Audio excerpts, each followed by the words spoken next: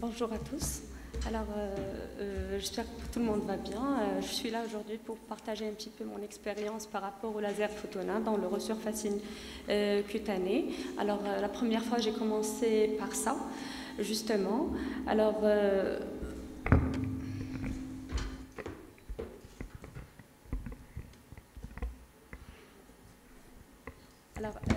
Amine m'a demandé de présenter en anglais. Alors, mon anglais est un peu comme tout le monde d'ailleurs, j'imagine. Alors, okay. Today I'm gonna talking for laser resurfacing in dark skin.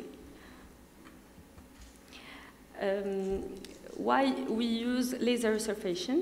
We use it to improve the appearance and texture of the skin by removing layers of skin in precise manner.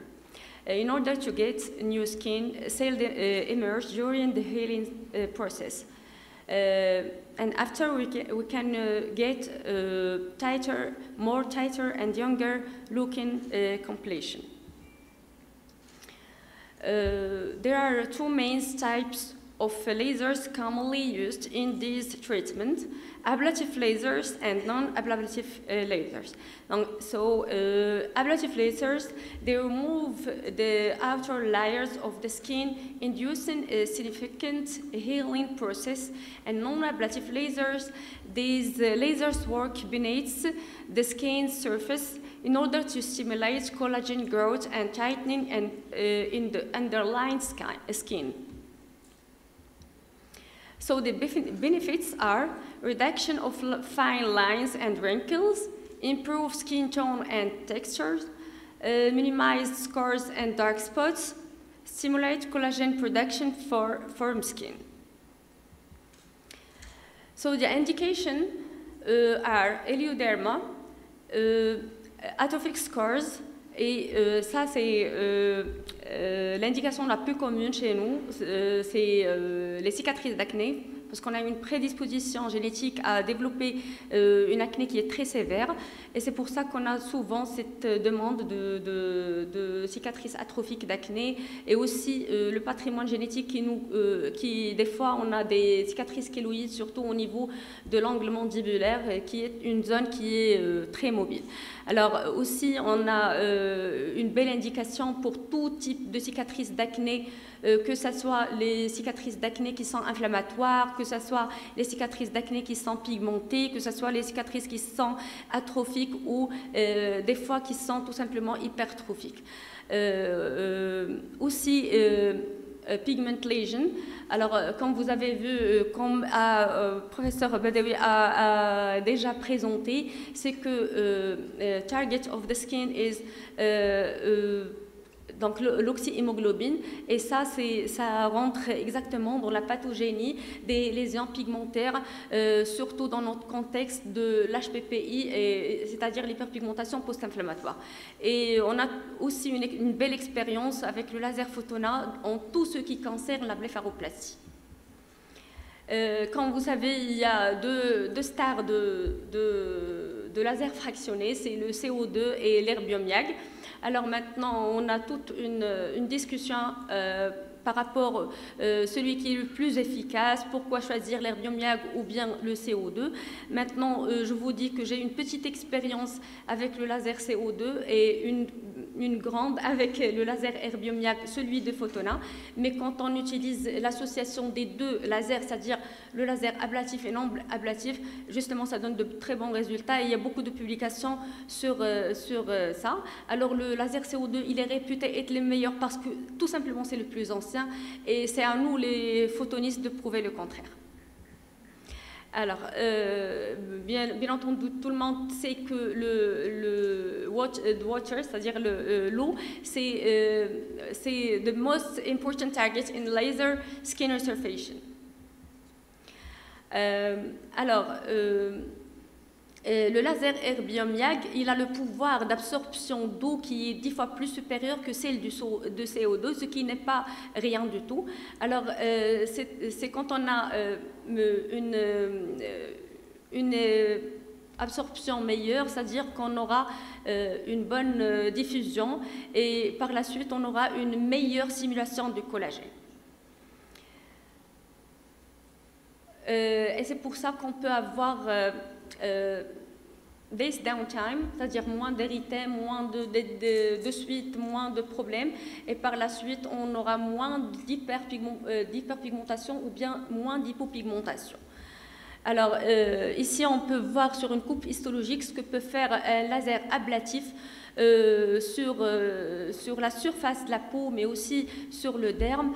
On voit qu'il y a une zone de coagulation, une zone d'ablation, et puis la coagulation au niveau en profondeur, et puis une coagulation latérale. C'est cette coagulation qui va induire la synthèse de collagène et qui va induire la néocollagénèse. Alors, pour l'action, il y a une action qui est carrément ablative, c'est-à-dire qu'on peut faire une ablation au laser quand on utilise le laser fractionné ablatif. Et ce qui est très bien pour le laser erbium, c'est qu'on peut visualiser là où on est, c'est-à-dire là où on est au niveau de la peau.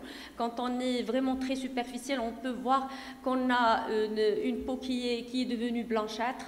Et quand on est au niveau du derme superficiel, c'est du blanc nacré. Et puis quand on est au niveau du derme profond, on peut voir facilement qu'on est avec une couleur qui est jaunâtre. Et là, qu'on peut voir les papilles dermiques et bleeding, c'est-à-dire le sang qui va apparaître par la suite.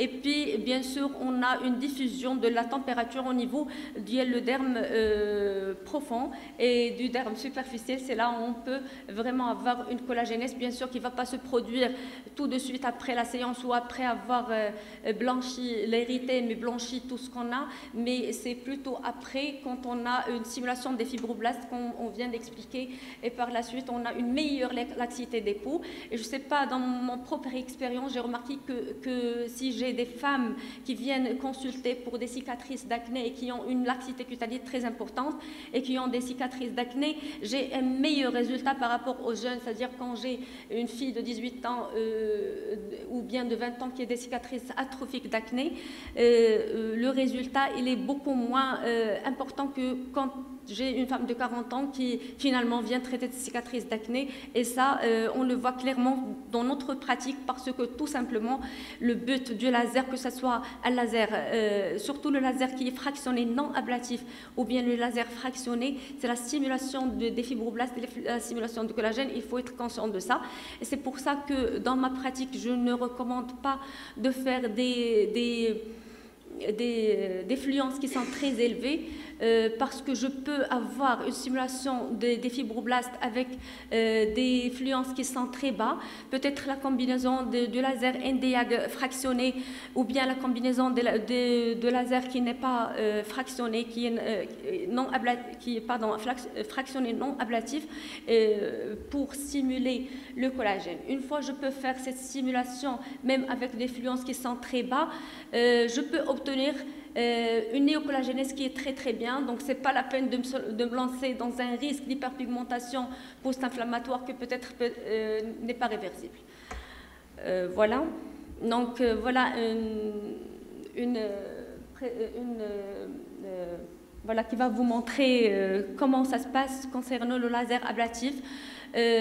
Pour faire le resurfacing, un laser qui est profond, un laser qui est un peu plus superficiel et qui est ablatif. Et le non ablatif, on peut obtenir la même chose mais sans damage, c'est-à-dire la surface de la peau elle est intacte. On ne touche pas la surface de la peau, même si les patients des fois ils ne sont pas convaincus et ils nous disent mais en vrai on a beaucoup fait. On a fait un énorme effort pour stimuler le collagène, mais sans toucher l'épiderme. Sauf que on sait tous qu'il y a aussi l'intrication de l'épiderme dans tout ce qui est héliodermie, dans tout ce qui est élastose cutanée, dans tout ce qui est cicatrice d'acné, et c'est pour ça qu'on peut rajouter avec le non ablatif laser soit un laser fractionné ablatif, soit un laser non fractionné ablatif, et c'est-à-dire qui va prendre toute la surface de la peau, mais avec des énergies qui sont très très très bas, pour faire tout simplement un peeling. Ou bien si on ne veut pas le faire au laser, on peut le faire à un peeling superficiel ou bien au TCA. Et voilà ce que je viens d'expliquer. Quand on fait la combinaison des deux, c'est-à-dire le laser ablatif et non ablatif, on peut obtenir de meilleurs résultats. Là, on voit clairement que quand on a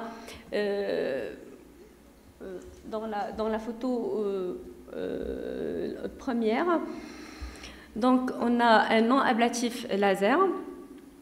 La deuxième, on a un ablatif. Et la troisième, on a la combinaison des deux. Donc, on peut obtenir une bonne simulation de collagène sans pour autant avoir des suites qui sont très importantes, que ce soit pour le confort du patient ou bien pour le confort, notre confort à nous. Alors, pourquoi on utilise le laser fractionné ?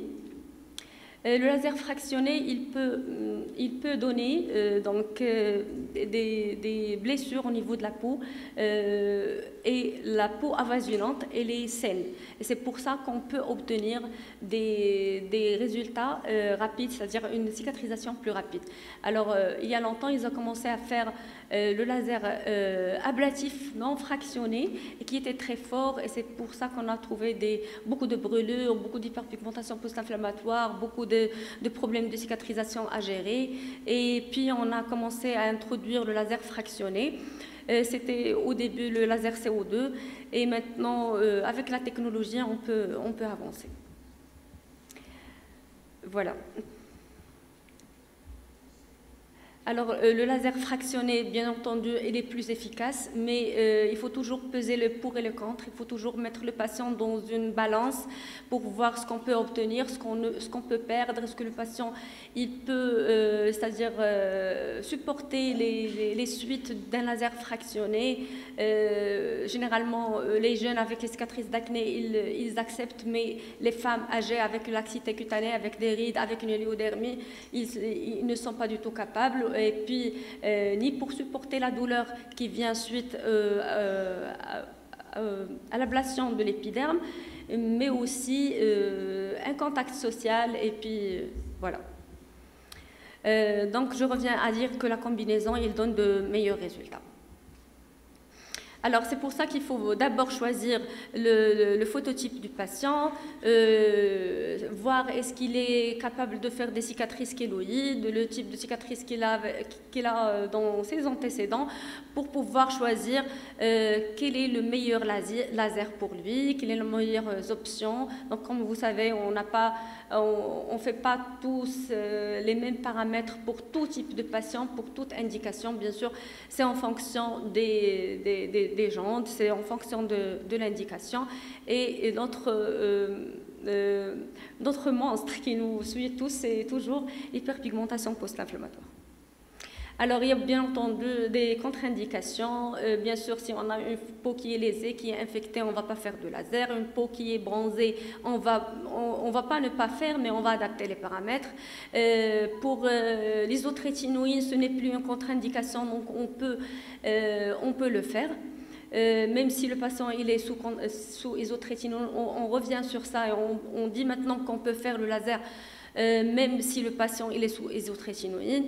Et le plus important, c'est d'avoir fait une consultation pré-laser afin de déterminer les attentes du patient, de lui expliquer qu'est-ce qu'on peut obtenir, qu'est-ce qu'on ne peut pas obtenir, parce que, comme a dit le professeur Badawi tout à l'heure, si le patient il pense qu'on peut tout blanchir et qu'on ne lui donne pas ce résultat, il sera toujours mécontent. Voilà, donc c'est pour ça qu'il faut bien préparer la peau, donner une belle ordonnance avant de commencer le traitement au laser, avant de commencer un traitement qui est ablatif. Donc des crèmes avant, moi je dirais 2 semaines avant, soit par hydroquinone, acide kojique, acide azélaïque, comme vous voulez. Je propose toujours des rétinoïdes ou bien du rétinal juste avant de commencer le laser en tout ce qui concerne les cicatrices d'acné. Comme vous savez, toute cicatrice d'acné, on a toujours ce qu'on appelle l'hyperkératose. Donc, on a toujours besoin d'accélérer le turnover cellulaire pour avoir de meilleurs résultats et pour que notre laser ablatif ne soit pas très restreint pour la couche superficielle de la peau. Et il faut toujours avoir une peau qui est très bien hydratée, surtout quand on a une élastose cutanée qui est très importante pour les dames qui viennent pour l'élastose, pour les léodermies, pour les rides. Et si on n'a pas une peau qui est bien hydratée, on risque de la brûler. Il faut bien insister sur la photoprotection et toujours bien sûr ne pas oublier de dire aux patients qu'on aura de l'érythème, qu'on aura des desquamations. Il faut prendre des photos parce que souvent les gens ils viennent me dire et voilà, j'ai pas un bon résultat, la cicatrice n'a pas bougé, les rides n'ont pas bougé, alors que puisqu'il y a une stimulation de collagène et qui commence à partir de la 3e semaine et qui peut être achevée le premier cycle qu'après 3 mois, on ne peut pas prouver des fois à nos patients qu'il y a une très belle amélioration que si on a une photo antérieure. Et bien sûr, il ne faut pas oublier de protéger les yeux. Alors, pour les procédures qu'on peut faire après, c'est toujours des crèmes cicatrisantes, de préférence que ce soit des crèmes émollientes, et ça jusqu'à cicatrisation complète. Alors on a souvent des patients qui demandent combien de jours. Alors moi je dis jusqu'à cicatrisation parce qu'on n'est pas tous pareils et chaque peau est différente selon l'épaisseur de la peau, selon la qualité de la peau, selon la génétique de la peau. Alors, les complications, heureusement, ils ne sont pas très fréquentes. On peut avoir des complications virales, bactérielles ou bien fongiques, mais heureusement que ces complications, ils sont très rares. Il faut toujours demander si le patient il a des antécédents d'herpès, surtout autour de la zone à traiter. Et si on a cet antécédent d'herpès, il ne faut pas hésiter à mettre le patient sous antiviral. Donc, on a aussi l'érythème persistant, et qui dit érythème persistant, ça veut dire qu'on aura forcément de l'hyperpigmentation post-inflammatoire dans notre contexte de peau mate. Et bien sûr,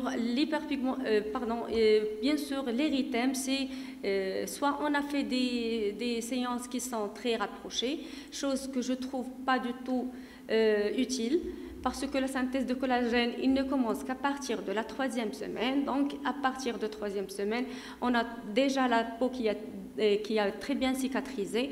Moi, je propose une séance de laser par mois, c'est-à-dire à partir de 4 semaines. Et si, bien sûr, on a utilisé des paramètres qui sont très forts. Et ça aussi, je ne suis pas du tout d'accord parce que même si j'utilise des paramètres qui sont très forts, mon objectif, il est atteint avec des paramètres qui sont très bas. Donc, pourquoi me mettre dans ce délai?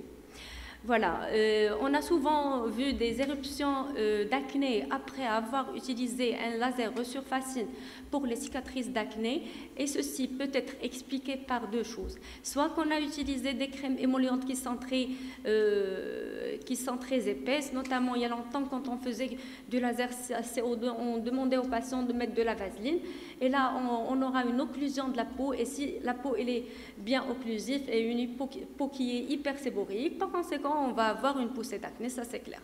Sinon, on a avec la chaleur que délivre le laser, on peut avoir une activation de la glande sébacée et par conséquent une poussée d'acné. Ça, la gestion est très simple, tout simplement on peut mettre les patients sous traitement ou cycline ou autre.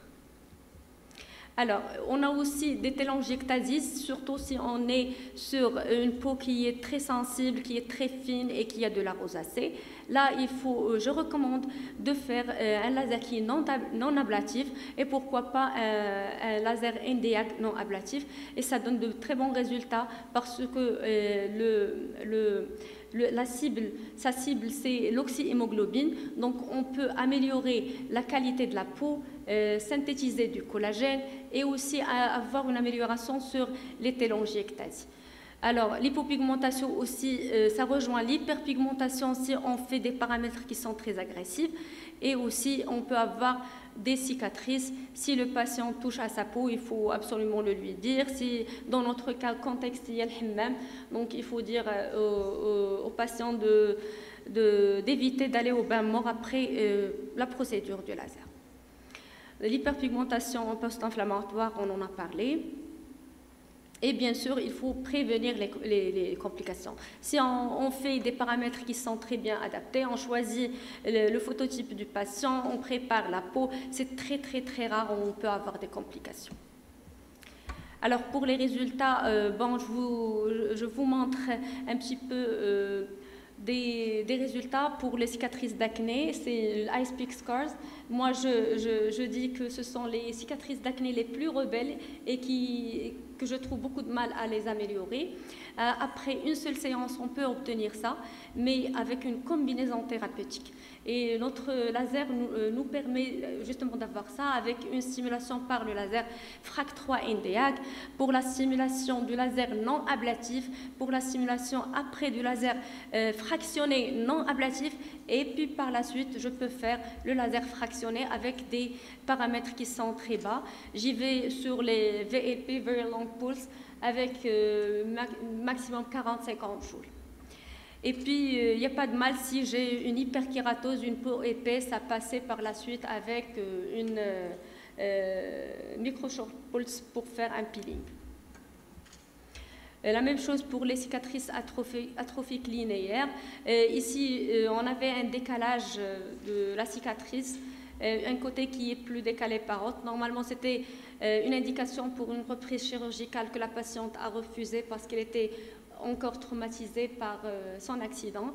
Et on est arrivé justement à faire une stimulation de collagène et aussi on est arrivé à faire un resurfacing sur le côté qui était hypertrophique pour l'aplatir.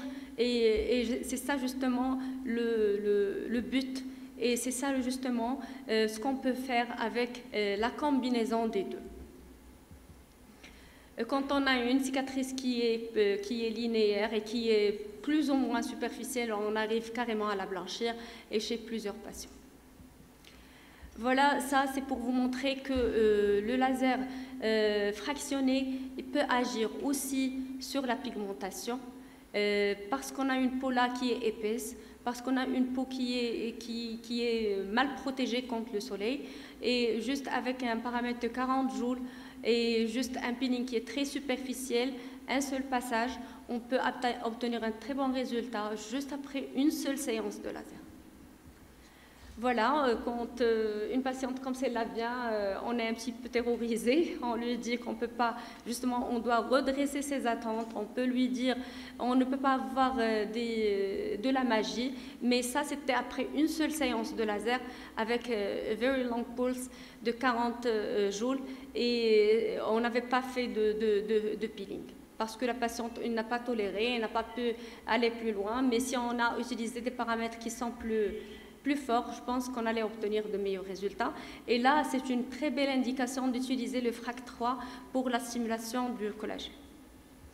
Voilà, la même chose après une séance de 4D. On voit le teint rose qui vient, c'est-à-dire qu'on a une stimulation des cellules qui a commencé après une seule séance. Et voilà, en conclusion, si on a un bon matériel, un bon laser, on peut stimuler, on peut faire des choses sans avoir forcément recours à des effets secondaires. Il faut toujours faire une consultation pré-laser. Il ne faut jamais accepter de faire un laser pour une patiente ou bien un patient qui vient le même jour. Et il ne faut pas répondre à ses besoins de faire voilà, une séance magique qui va justement blanchir les lésions, qui va effacer les cicatrices. Bien sûr, on ne peut pas faire ça, mais on peut faire beaucoup d'autres choses. Et voilà, je vous remercie. Merci.